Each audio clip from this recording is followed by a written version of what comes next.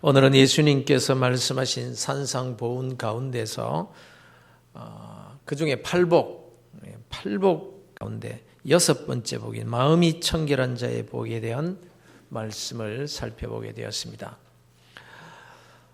특별히 사순절 기간 가운데 이 말씀을 우리가 대하게 되어서 더 뜻깊게 생각이 됩니다. 왜 그런가 하면 마음이 청결해서 받을 복이 하나님을 볼 수 있는 복이라 이렇게 말씀하고 있기 때문입니다. 그렇다면 하나님을 볼 수 있다. 이게 어떤 의미입니까? 여러분, 하나님 볼 수 있습니까? 성경은 하나님을 보는 즉시 사람은 죽는다고 그랬습니다.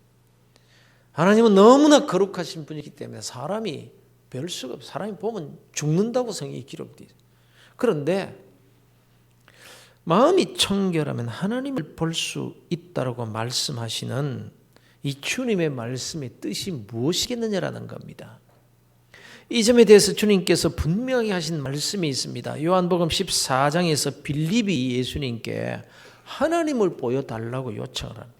하나님을 보여주십시오. 그때 주님께서 말씀하시기를 나를 본 자는 아버지를 보았느니라 이렇게 말씀하셨지 않습니까? 그런 거로 마음이 청결한 자가 하나님을 볼 수 있다는 것은 예수님 자신을 두고 하신 말씀입니다. 우리가 하나님을 볼 수는 없지만 너희들이 나는 육신으로 이 땅에 온 하나님이지만 도성인신하신 성육신하신 예수 그리스도는 너희들이 볼 수 있지 않느냐 하는 그 말씀인 것입니다. 그렇습니다. 이 땅에서 가장 큰 복이 무엇이겠습니까? 여러분, 예수님을 늘 보면서 사는 복입니다. 예수님과 늘 동행하면서 사는 복입니다. 그런데 이 예수님을 늘 보고 산다는 이 의미가 또 뭐냐? 이것은요, 예수님을 소유하고 산다라는 것과 같은 의미인 것입니다. 늘 예수님을 뵙는다. 주님을 소유할 수 있는 방법. 이게 말에 어폐가 있지만 그러나 우리가 내가 주님께 속한 사람이지만 우리 입장에서 늘 주님을 소유하고 산다. 이런 개념의 말씀이 되는 거예요. 옛날 어떤 나라에 큰 경사가 있었다고 합니다. 왕이 죽을 병에 들었다가 살아난 거예요. 그래서 왕이 많은 사람들에게 상급도 내리고 은전도 베푸는 중에 그 왕을 이렇게 수년간 모시고 그 병구안하면서 그렇게 정말 정성껏 수발해 온 그 시녀들을 부른 거예요. 상위에다가 진귀한 보석들을 쭉 늘어놓았습니다. 그리고는 무엇이든지 너희들 원하는 것 한 가지씩 가져가라. 이렇게 된 거예요. 시녀들이 각자 보물을 고릅니다. 어떤 시녀는 황금으로 된 비녀를 선택합니다.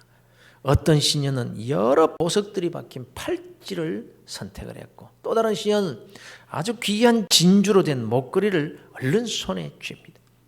이렇게 시녀들이 다 각기 마음에 드는 보물을 다 선택을 하는데 시녀 하나가 가만히 있는 거예요. 왕이 말합니다. 왜 너는 아무것도 가져가지 않느냐? 폐하, 정말 제가 가지고 싶은 것이 있긴 있는데요. 여기 없는 건데 제가 요청하면 주시겠습니까? 이 당돌하잖아요. 그래서 왕이 씹었습니다. 그래 좋다. 뭐든지 원해 말해봐라. 네가 원하는 거 내가 주마. 뭔데? 왕을 물끄러미 쳐다보던 이 시녀가 폐하, 제 등에 업히소서. 저는 폐하를 원합니다. 그랬다는 거예요. 그 결과가 어떻게 되었을지 여러분 상상이 가지 않습니까? 다 알아들으신 줄로 믿습니다. 그럼 이 땅에서 가장 큰 복이 무엇이겠는가? 이것 저것 다 소유한다라고 하지만 임마누엘의 축복 아닙니까? 전능하신 하나님 만유의 주 모든 것의 주인 되신 그 주님과 함께 있는 것만으로 족한 것 아닙니까? 어린아이가 뭐가 더 필요하겠어요? 자기가 뭐 돈을 셀 줄 압니까? 돈가방이 있습니까? 아무것도 없지만 아버지와 같이 있으면 두려움이 없는 거잖아요. 자기 필요한 것은 거기 다 들어있잖아요. 하늘과 땅의 모든 권세를 가진 예수 그리스도 그분과 늘 동행할 수 있다면 그건 자기가 그 예수님을 소유하고 사는 것 아닙니까? 하나님을 볼 수 있는 축복, 이걸 말하는 것이다라는 것입니다. 이 땅에서 가장 큰 복이 뭐냐? 예수 그리스도를, 아니 전능하신 그 만유의 주가 되신 그분을 소유하고 사는 것 아니겠느냐는. 또 이 예수, 하나님을 보고 산다, 예수님을 보고 산다, 예수님을 소유하고 산다, 이 말은 예수님을 안다라는 말인 겁니다. 또 진리를 알고 산다는 말이고 예수님의 안목을 가지고 살게 된다는 뜻인 것입니다. 예수님이 왜 이 세상에 오셨습니까? 이 성육신, 하나님 자신을 우리에게 보여주신 것입니다. 하나님이 나를 얼마나 사랑하시는가를 십자가를 통해서 보여주신 것입니다. 이 사순절 기간에 우리가 스스로 절제하면서 주님의 고통을, 그 고통의 의미를 조금이나마 체험도 해보며 또 감사하면서 놓치지 말아야 할 것이 뭔가 하면요, 주님께 더 가까이 나가는 겁니다.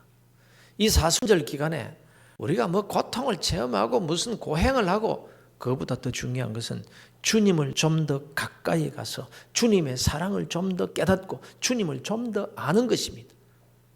그게 십자가에 가까이 나간다는 의미지, 우리가 십자가에 못 박히는 것을 의미하는 것은 아닙니다.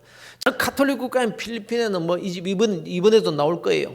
십자가에 직접 달리는, 직접 못을 박히는 그런 영웅을 만들어냅니다. 그거 서로 하려고 그런대요. 죽는 것은 아니니까. 일단 십자가에 못 박히고 그렇게 해서 몇 시간 동안 달려있는, 그게 얼마나 자기들이 영광스러운지, 그것이 고행을, 주님의 그 고통을 직접 체험한 거기 때문에 그렇게 된 이 사람은 영웅이 된다는 거예요. 그러나 그게 정말 주님의 십자가를 이해하는 것이고 더 가까이 가는 것일 거야. 그렇지 않습니다. 주님께서 당하신 그 고통은요, 주님 한 분만으로 끝난 거예요. 그 고통 우리가 다 한다고 주님의 고통을 대신하는 겁니까? 참만해. 그건 창조주시, 하나님이 십자가에 못 박혔다는 것이 중요한 것이지, 인간이 십자가에 못 박히는 거, 그것은 자기 죄 때문에 박히는 거 당연한 건데 그게 중요한 것이 아니라. 그래서 우리가 이 사순절 기간 동안에 주님께 좀 더 가까이 가서 십자가를 더 가까이 해서 그렇게 주님을 더 안다라는 것은 육신적인 고통만을 말하는 것이 아닌 것입니다. 가까이 가서 주님의 사랑을 더 체험하고 하나님이 나를 얼마나 사랑하시는지, 그래서 그것이 우리에게 큰 축복이 되고 기쁨이 되어야 하는 것이죠. 그래서 이걸 바로 깨달으면 사실 사순절 기간과 고난주간이 기쁨이 되는 거예요. 기쁨이 되는 거예요.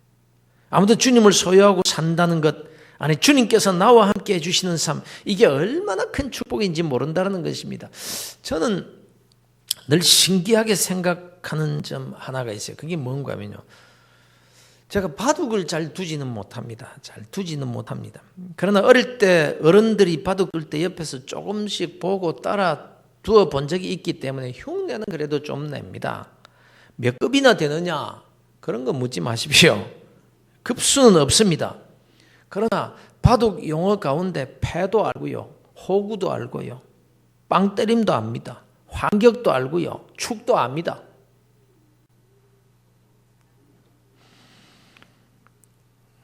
그럼 또 꽤 이런 말 들으니까 꽤 두는 것 같은데 몇 급이나 되느냐? 그거 묻지 말라니까요. 하여간 급수가 없습니다. 그런데 참으로 신기한 것은 이 바둑 잘 두는 사람들 보니까 한 판을 다 두고 나서 복귀를 하는 거 있죠. 난 그게 잘 이해가 안 돼. 우리 교인들 가운데서도 그 아마추어 몇 단만에도 복귀한다 그러더라고요. 그게 내 이상해요. 우리는 바둑 두다가 말이죠, 막 서로 이렇게 하다가 바둑 판이 툭 쳐가지고 이 흐트러지잖아요. 그럼 어디 나왔는지 몰라가지고 여기다 저기다 하고 막 자기 요런데 갖다 놓고 막 열내고 그러거든요. 그런데 처음부터 자기들이 둔 그걸 다시 다 두면서 내가 이 생각하고 이렇게 두었다, 패착이 여기다 뭐 하면서, 나는 그게 참 이해가 안 돼요. 참 그게 이해가 안 돼. 그런데 그 한 판을 처음부터 그대로 다시 똑같은 순서대로 두는 거, 이게 어떻게 가능하냐. 근데 우리나라의 그 이세돌 뭐 그런 친구는 몇 수를 보느냐? 100수를 본다고 그러대요. 우리는 두세 수도 못 봅니다. 100수를 본대요. 100수를 본대요.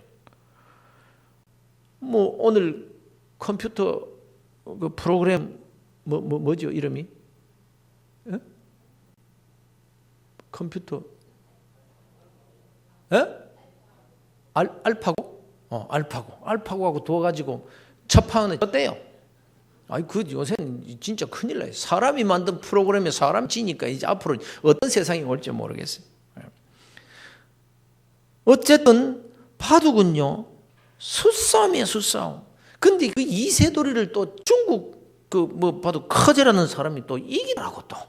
근데 이 사람들은 도대체 어떻게 된 사람들인지 모르. 그래서 수가 뭐가 높으냐 이게 중요한 거 아니겠어요? 바둑뿐만 아니라 인생도요. 가만히 보면 수싸움이 아닌가 이렇게 생각이 되는 거예요. 사업 잘하는 사람도 돈 버는 수가 높아야 됩니다. 남보다 앞을 더 정확하게 진단하고 남이 보지 못하는 것을 보고 일하면 성공할 가능성이 그만큼 더 많아지지 않습니까? 언젠가 제가 이야기한 적이 있습니다만 제 친구 가운데 뭐 대기업에 그 화약도 만들고 하는 대기업 그러면 어렴풋이 아시겠죠? 그 대기업에 근무하다가 임원까지 지내고 지금은 그 회사에 또 관계된 일로 독립을 해가지고 그 회사를 운영하고 계신 장로님이 제 친구 한 사람이 있어요. 이 친구는요 대학도 못 나왔습니다. 그저 군에서 군 생활할 때 경험한 그 화약과 무기에 대한 그 지식과 그 경력 가지고 이제 취직을 한 거예요. 그것도 군대에서 그 회사의 그 아들하고 같이 근무한 그 백을 가지고 낙하산으로 그렇게 떨어뜨린 거예요. 들어갈 자격도 없는데 그렇게 들어갔어요. 근데 같이 입사한 사람들을 보면 기라성 같은 사람들이었습니다. 보통이 S대, Y대, 뭐 K대 이 비롯한 외국 유학파들이 질비했다는. 근데 그 회사에서 그런 쟁쟁한 학벌을 가진 사람들이 진급을 못하고 있는데 이 친구는 계속 진급해서 올라가는 거예요. IMF를 지내면서 함께 입사한 명문대 출신 그 기라성 같은 실력자들이 전부 다 옷을 벗고 나오는데 이 친구 혼자 안 떨어지고 있더라고요. 제 친구지만 저보다 한 살 나이가 많아요. 근데 구조조정 바람이 불고 뭐 명태다 뭐다 이거 다 떨어져 나가는데 이 고등학교밖에 안 나온 이 친구가 임원까지 하고 퇴직을 한 후에도 지금까지 그 자회사를 맡아가지고 운영을 하고 있다니까요. 집에 가서 애 봐야 될 사람이. 그러면 이 친구가 무슨 고래심줄 같은 백이 있는 것도 아니고 명문대 출신이라 특출한 실력이 있을 것 같지도 않은데 어떻게 이렇게 붙어 있을 수 있었을까? 제가 이 친구와 만나서 간증을 쭉 들어보면서 이거 수싸움이구나. 그런 생각을 제가 하게 되더라고요. 이 수란 다른 게 아니고 바로 지혜였습니다. 지혜. 꼭 같은 일을 해도 일의 맥이 어딘지를 딱 아니까 어디를 딱 누르면 이게 되는지 이걸 아니까 그렇구나 이런 생각이 들더라고요. 그런데 이 무기 종류를 이렇게 취급하는 그런 회사니까 군 부대로 상대를 하는 그런 일들이 너무 많다는 게 뻔하잖아요. 그러니까 어떤 프로젝트가 딱 주어졌어요. 요즘 많이 달라졌겠습니다만 그 당시만 해도 대부분 이 군 간부들을 상대를 하면요.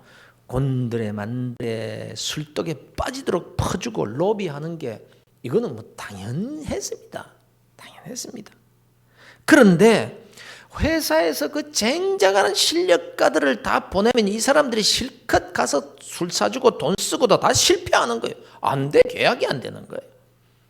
그런데 이 친구만 보내면 즉각 통과하는 거예요. 그러니까 다른 사람들을 보내다 안 되면 이 친구를 보내는 거예요.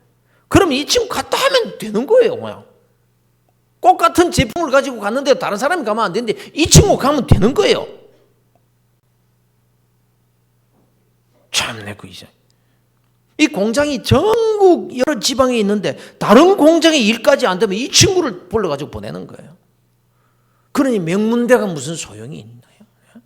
한번 로비에 실패하면 수십억이 날아가는 것도 있는데.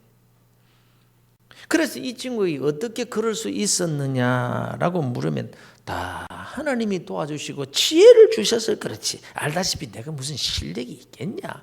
이러면 그 말이 맞는 말이거든요. 내가 다 알거든요. 다 속여도 전 못 속이거든요. 어쨌건 제가 볼 때 이 친구 부인되는 권사님이 기도를 많이 해요. 정말 열심히 교회를 잘 섬기는 우리 권사님이. 그래서 첫째는 하나님의 은혜요. 두 번째는 마누라 덕을 참 많이 보고 있는 거예요. 저하고 비슷해요. 그런데 제가 볼 때 이 친구가 주님을 아는 겁니다. 주님의 마음으로 일을 딱 보니까 수가 남보다 앞서더라고요. 그게 수가 별것 아닌 것 같은데 하나님의 말씀의 수가요 얼마나 더 앞서가는지 모르는 거예요. 이창호가 100수를 본들 주님의 수를 따라가겠습니까? 그러니까 예를 들면 이런 식입니다. 회사에서 군부대 로비를 하러 사람들을 보내지 않습니까? 그러면 관례가 그러니까 요즘은 아니지만 관례가 그러니까 출장비, 말이 이게 출장비지 그 술값으로 수백만 원을 회사에서 공식적으로 준대요. 공식적으로. 그런데 이 친구가 예수를 믿는 신자인데 같이 술 먹을 수가 없잖아요. 처음에 이게 날라리 집사였어요. 그런데도 이렇게 신앙을 체험을 하면서 점점 더 이게 되는구나. 진짜 하나님이 도우시는구나. 주님이 진짜 살아 계시는구나. 이걸 경험으로 이게 자기가 취득을 하고 장로까지 된 거예요. 내가 그 친구가 장로까지 된 거 보고 깜짝 놀랐어. 근데 내가 예수를 믿는 신자인데 어떻게 내가 술을 같이 먹겠냐. 그래서 자기는 안 먹고 그냥 상대방만 술 먹으러 하면 이건 더 말도 안 되지 않습니까? 그래서 그 회사에 로비 전문으로 하는 사람들은 명태 구조조정 이런 거 하기 전에 다 나간대요. 왜 그러냐? 술 사주는 게 직업이다 보니까 할 수 없이 같이 먹다가 거의 위가 다 빵꾸 나가지고 그래서 건강을 잃고 일찌감치 다 퇴사를 해버린대요. 그러니 그거 뭐 둘째 치고 예수 믿는 사람이 술 사주고 뭐 이렇게 할 수는 없는 거 아니에요. 그래서 주님 좋은 수가 없겠습니까? 그러니까 주님께서 훈수를 착해 주시는데 그 훈수 따라서 부대에 탁 들어가서 로비 대상자를 딱 만난다는 거예요. 그러면 어련히 퇴근 후에 어느 술집에서 만납시다. 이렇게 돼야 되는데 이 친구는 술 대신에 그 사람 부인의 선물을 좋은 걸 사가지고 간대. 그러니까 이 사람이 자기 부인 선물을 딱 가지고 자기 마누라 선물을 딱 가지고 일찍 퇴근을 해서 보니까 이게 맨날 말이죠. 술독에 빠져서 개구신이 되어 들어오던 남편이 일찍 들어오는데 그것도 무지무지하게 좋은 선물을 쫙 가져다 안겨주니까 이 부인이 싱글벙글 좋아가지고 어쩔 줄을 몰라 한다는 거야. 그러니까 서비스 좋지. 뭐 가정이 화목해지지. 모처럼 뭐 가장으로서 어깨도 한번 이렇게 펼 수 있지. 아침에 일어나니까 막 기분도 상쾌하고 발걸음도 가볍지만 그러니까 오케이 이 친구가 가면 막 오케이 술 사주겠다는 사람 아무리 와가지고 좋은 술 수백만 원치 사줘도 싫다는 거예요. 이 친구가 가면 그 술꾼들이지만은 좋아한다는 거예요. 돈 작게 들지. 상대방 좋아하지. 일 처리 잘 되지. 한 예가 그렇다 이 말입니다. 정말 하나님의 말씀대로 살고자 하면 하나님이 그 손을 붙들어 주신다는 거예요. 이 수가 높은 수 아닙니까? 그러니 하나님을 본다라는 뜻, 예수 그리스도를 본다, 주님과 동행한다, 주의 말씀을 쫓아서 산다, 예수 그리스도를 안다, 예수 그리스도의 마음으로 세상을 보게 된다. 이 뜻입니다. 다시 말씀드립니다. 하늘의 지혜, 솔로몬에게 주셨던 그 하나님의 지혜를 받고 살게 된다는 거예요. 그때가 그때마다 하나님께서 그에게 은혜를 베푸시고 그 길을 인도해 주신다. 그러니 이것보다 더 큰 복이 어디 있겠느냐라는 것입니다. 아무쪼록 여러분은 모두가 다 이 하나님을 볼 수 있는 지혜의 복을 받으시기를 주 예수 그리스도 이름으로 축원합니다. 그런데 이 복을 받기 위해서 바로 마음이 청결해야 된다라고 말씀하고 있습니다. 마음이 청결해야 하나님을 볼 수 있다. 예수 그리스도를 소유할 수 있다. 그분을 만나서 그분과 함께 동행하는 임마누엘의 축복을 받을 수 있다. 이렇게 말씀을 하고 있는 거예요. 그렇다면 마음이 청결하게 해야 된다는 것이 어떤 상태를 말하는 것이며 어떻게 해야 마음이 청결해지게 되는 것입니까? 무엇보다도 여러분, 마음이 깨끗하다라는 이 말은 마음이 빈 진공 상태를 의미하는 게 아닙니다. 무엇을 마음에 두느냐, 정결한 것을 두느냐, 오염된 것을, 더러운 것을 두느냐, 이 싸움이거든요. 그냥 깨끗해 있으면 안 된다고 주께서 말씀하십니다. 이 귀신이 들려있는 사람, 이 귀신이 나가가지고 마음이 깨끗하게 됐는데 나가서 돌아다니다가 그 귀신이 아이고 뭐 니 더러워서 안 되겠다, 난 내 집으로 돌아가겠다. 그래가지고 다시 찾아 들어오는데 7 귀신을 다시 달고 들어온다. 그러니 마음이 깨끗해지는 것, 마음을 비우는 것이 중요한 것이 아니라 무엇으로 채우느냐 하는 것이 더 중요한 것입니다, 여러분. 반대로 우리의 마음이 더러워졌다라는 의미는 무엇을 두고 하는 말이냐? 바로 욕심의 문제를 말하는 거예요. 욕심. 갈라디아서 5장에 보면 그리스도 예수의 사람들은 육체와 함께 그 정욕과 탐심을 십자가에 못 박느니라 이렇게 말합니다. 예수님을 본다는 것, 예수님을 안다는 것, 예수님께 가까이 간다라고 할 때 그 의미가 무엇이겠느냐? 내 욕심을 십자가에 못 박는 것이다. 그거거든요. 내 욕심 그대로 두고서는 마음이 깨끗해질 수가 없는 것입니다. 내가 예수를 믿는다는 의미가 뭡니까? 내가 예수를 믿는 순간 나도 주님과 함께 십자가에 못 박혔다. 그거거든요. 그래서 내 죄가 깨끗해졌다는 말이고 나의 욕심도 나의 모든 더러운 것도 십자가에 못 박았다는 뜻인 거예요. 사랑하는 성도 여러분, 이 사순절 기간에 우리의 마음을 깨끗이 했으면 좋겠습니다. 그래서 하나님을 볼 수 있었으면 좋겠다. 그래서 우리 주님께서 주시는 지혜, 세상을 바로 보고 그래서 축복의 자리로 나아갈 수 있는 그런 안목이 열렸으면 좋겠습니다. 이러한 복을 이 사순절 기간에 받으시게 되기를 주의 이름으로 축원합니다. 그러면 우리가 어떻게 마음을 깨끗이 하느냐? 물욕 첫 번째, 물욕. 이거 십자가에 못 박기를 원합니다. 이것이 쉽지 않다는 것 잘 압니다. 그러나 마음을 청결케 하는 데에는 이 물욕을 없애는 것이 필수적입니다, 여러분. 그렇다면 돈 벌지 말라는 겁니까? 돈을 알기를 우습게 하려는 말입니까? 물질의 축복을 구하지도 말고 황금을 보기를 돌같이 하는 그런 마음을 말하는 것인가? 그렇지 않습니다. 이 물질적인 축복은 하나님께서 믿음의 조상 아브라함에게 약속하신 바요, 또 오고 오는 모든 세대에 많은 하나님의 사람들이 이 물질적인 축복을 받았다는 것이 역사의 증거입니다. 그렇다면 물욕을 없앤다는 뜻이 뭔가? 무엇보다도 물욕을 없애기 위해서는 여러분 바르게 벌어서 바르게 쓸 줄 알아야 됩니다. 얼마나 버느냐가 중요한 것이 아니라 바르게 벌어서 바르게 쓸 줄 알아야 더러운 욕심을 없앨 수 있는 거예요.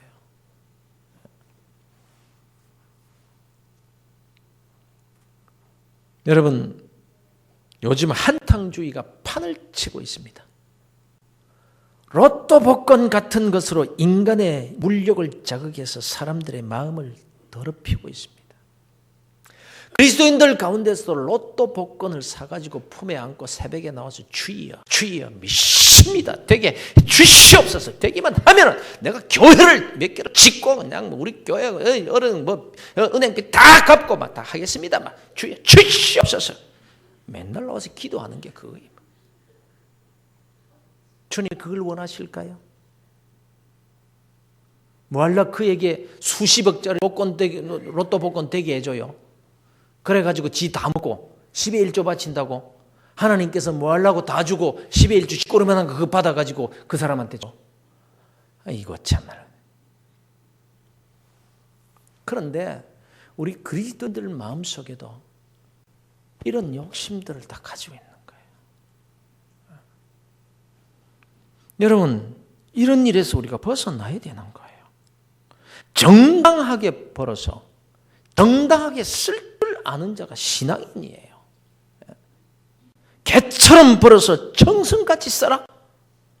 이 말은 틀린 말입니다. 개처럼 돈 벌면 안 돼요. 하나님이 싫어하셔요. 그래서 개처럼 벌어가지고 정성같이 쓴다고 하나님이 좋아하시느냐? 아니에요. 개처럼 더럽게 벌어가지고 하나님 헌금한다?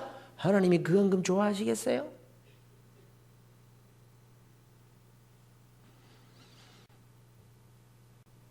뭐 개처럼 벌어 정성같이 쓰라. 개처럼 쓰는 것보다야 낫겠지만은 버는 것은 어떻게 벌든 쓰기만 잘 쓰면 된다고 생각하는 이 마음이 문제인 거예요. 또 잘 벌었다 할지라도 쓰는 것이 잘못되면 안 됩니다. 정성같이 벌어서 개처럼 쓰는 사람이 있습니다. 그런 거로 우리는 비정상적인 방법으로 돈 버는 사람들을 부러워하면 안 됩니다. 누가 로또 복권으로 수백억 원에 당첨되었다라는 이걸 부러워하거나 거기에 따라 움직이면 안 됩니다.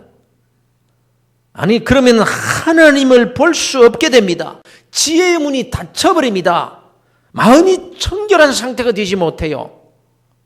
그러면 인생이 불행해지는 거예요. 그리고 잘 버는 것도 중요하지만 잘 쓰셔야 됩니다. 잘 쓰셔야 됩니다.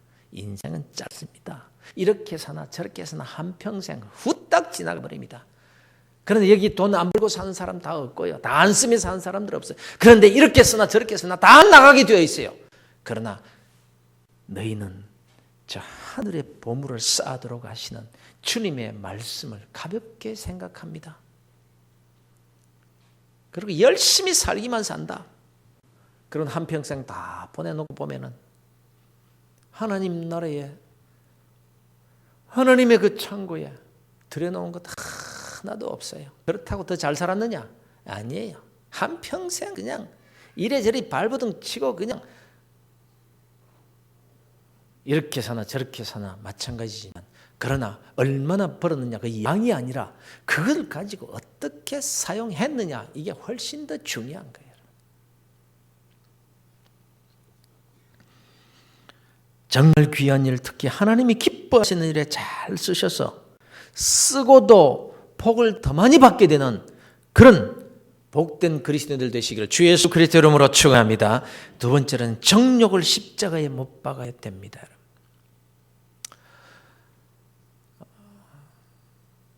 제가 얼마 전에도 이 성적 타락에 대해서 말씀을 드렸습니다만 요즘 이게 정말 문제입니다. 크게 달했습니다. 간통죄가 없어졌지요. 그러니까 결혼한 사람들이 뭐 다른 남자와 여자를 만나는 것을 별 대수롭지 않게 생각하는 세상이 되어버렸어요. 이런 일에 죄의식을 이제는 가지지 않게 되어버려. 죄가 아니라고 생각하게 만들어버린 거예요. 이 국가가. 그래서 이 법을 만들고 집행하고 그렇게 판단하는 사람들이요. 인간의 개인적인 권리만 생각해서는 안 되는 겁니다.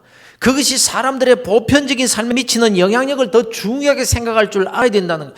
점점 더 개인의 주권만 주장들을 하는데 그러니까 뭐 굉장히 의로운 사람들 같은데 아니에요. 그 때문에 나라 망합니다. 가정 파괴를 누구를 하느냐. 이런 여론을 조성하고 사회 분위기를 이렇게 만들어버리는 사람은 책임져야 돼요. 책임져야 돼요. 지금요. 간통이 죄가 아니다. 그럼 뭐라는 말입니까? 괜찮다 이 말 아닌가요? 사법부에서 그렇게 말하는 거 아닌가요? 이유 불문하고. 어떻게 되겠어요 이게 나라가.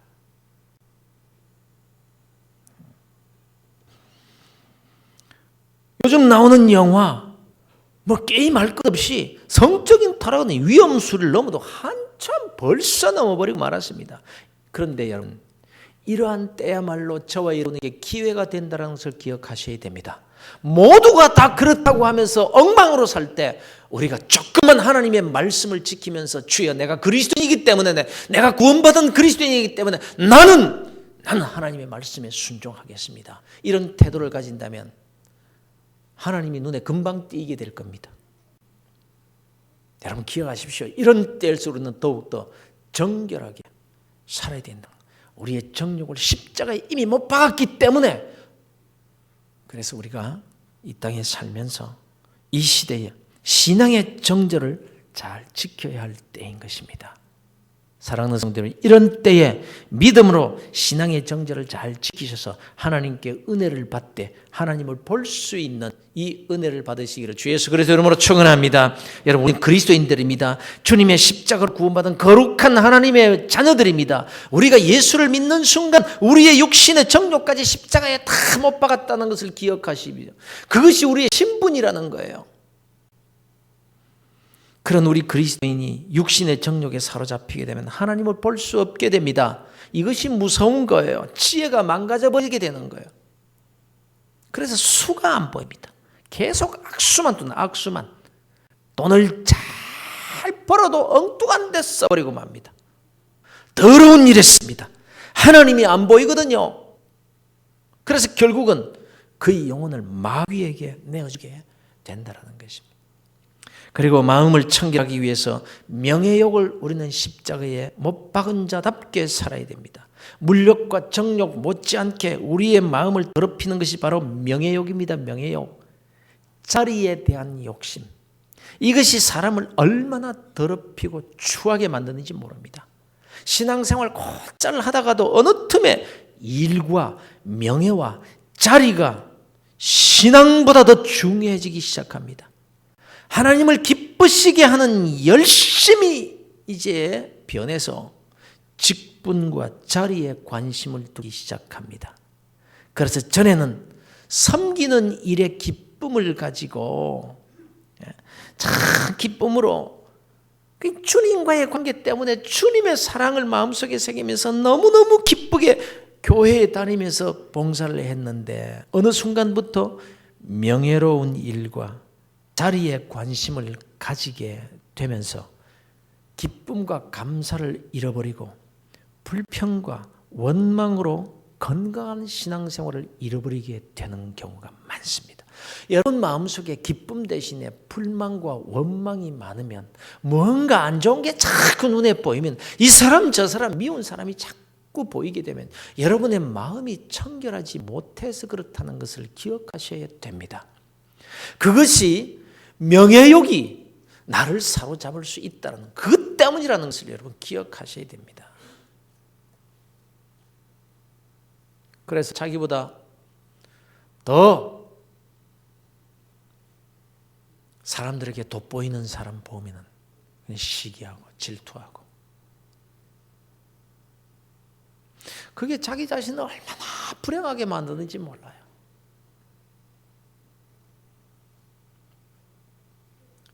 그것이 영적인 지도자들이라고 할지라도 이것의 마음을 깨끗이 하지 못하면 하나님을 보지 못하게 되는 거죠. 그래서 악수를 늘 뜨면서 살게 되는 겁니다. 그러니 우리 교회에서도 말하거든요. 제가 이 부분에서 제일 조심해야 될 부분인지라 이 명예욕과 자리가 내 마음에 자리 잡지 않도록 해달라고 새벽마다 기도하는 거예요. 주여 비굴하게 하지 마시옵소서. 처음보다 끝이 아름답게 해 주옵소서.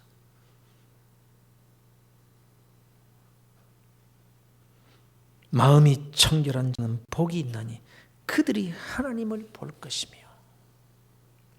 이 사순절 기간에 사랑하는 성도 여러분, 우리의 물욕, 정욕, 명예욕을 십자가에 못 박아서 깨끗한 마음으로 주님을 볼 수 있는 그리스도인들, 아니 주님을 소유하고 사는 그런 복된 그리스도인들이 되시기를 주의 이름으로 축원합니다.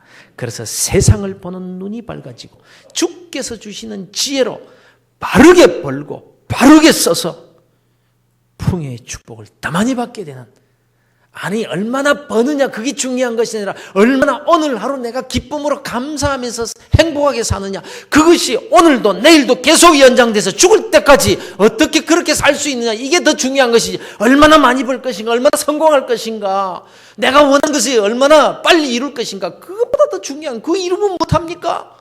매일매일 지옥과 같은 삶을 살아 다 이룬다 할지라도 그것이 내게 무슨 유익이 되겠느냐는. 그러나 그것에 상관없이 오늘 하루도 하나님 감사합니다, 고맙습니다, 그러면서 그 가진 것 가지고 주님을 위해서, 많은 사람들을 위해서, 나보다 남을 낮게 여기는 아름다운 그런 삶을 매일매일 살다가 주님 만나면 평생의 행복한 삶이 되지 않겠느냐라는 거예요. 마음이 청결한 자가 되라. 그런 주님과 함께 동행하게 될 것이다. 이것이 임마누엘의 축복이다.